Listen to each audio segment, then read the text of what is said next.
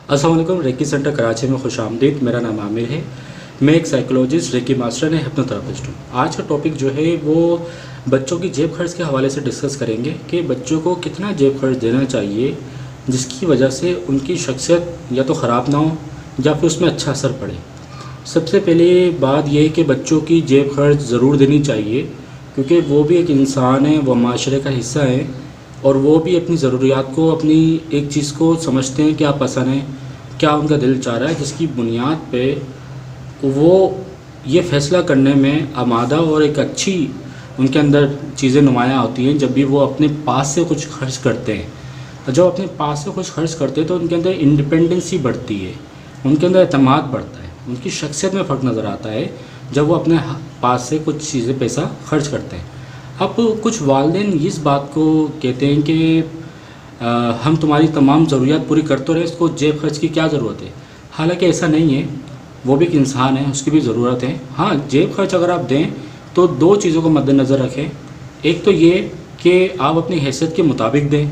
Second, बच्चा जो अपने दोस्तों के साथ जो होता है उनके दरमियान कितनी जेब खर्च होती है उसके थोड़ी बहुत मुताबिकत दें ताकि उसके अंदर एहसास कमतरी ना हो। और दूसरी बात ये है कि जब भी जेब खर्च दें तो एक वर्बली तौर पर पूछ सकते हैं कि आपने कहाँ खर्च किए। फ़र्ज़ करें वो अच्छी चीज़ों में खाता है या अच्छी चीज़ों में पैसा लगा देता है तो एक अच्छी बात है। अगर ख़राब चीज़ खा के अपनी तबीयत ख़राब कर लेता है तो उसको ख़ुद आइडिया होगा कि मैंने गलत जगह पैसे खर्च किए, मुझे यहाँ नहीं खर्च करना चाहिए। और बच्चों को छोटी उम्र से जमा करने की आदत मत डालें, उनको खर्च करने दें क्योंकि उसकी ज़रूरियात तो आप पूरा कर रहे हैं। जब आप पूरा कर रहे हैं तो उसके अंदर ये फोकस मत कर दें कि आपने जमा करना है।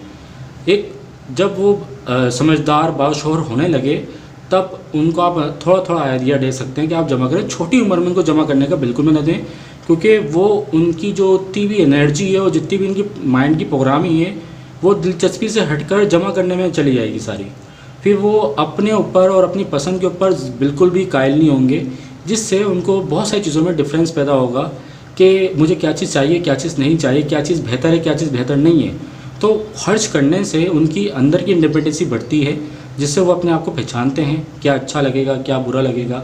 एक ये चीज़। हाँ, जो वालिदैन बच्चों को बिल्कुल भी पैसे नहीं देते, उनकी ज़रूरत खुद पूरी कर रहे होते हैं, अक्सर उसमें देखा गया है कि बाहर के जो भी लड़के होते हैं वो उनको पैसा देके कोई भी गलत काम कराते हैं। मिसाल के तौर पर उनसे कोई उल्टे सीधे काम करवा लेते हैं, किसी यानी कि लड़ाई झगड़े से मुतालिक हो गया या फिर कोई भी बैड थिंग हो सकती है, तो उस हवाले से भी उनसे काम करा लेते हैं क्योंकि वो एक तो कॉम्प्लेक्स का शिकार होते हैं, हमारे पास पैसे नहीं है, दूसरा उनको पैसे के लालच देके कोई भी काम करा लेता है। तो कोशिश करें माकूल सी आप उसकी जेब खर्ची बांधें ताकि वो अपनी पसंद की चीज़ों को आज़ादी के साथ ख़रीद सके और उसके अंदर ये शख्सियत में भी नुमाया फ़र्क नज़र आए कि मुझे पैसे मिलते हैं तो मैं इसको कहाँ कैसे ख़र्च करूँ।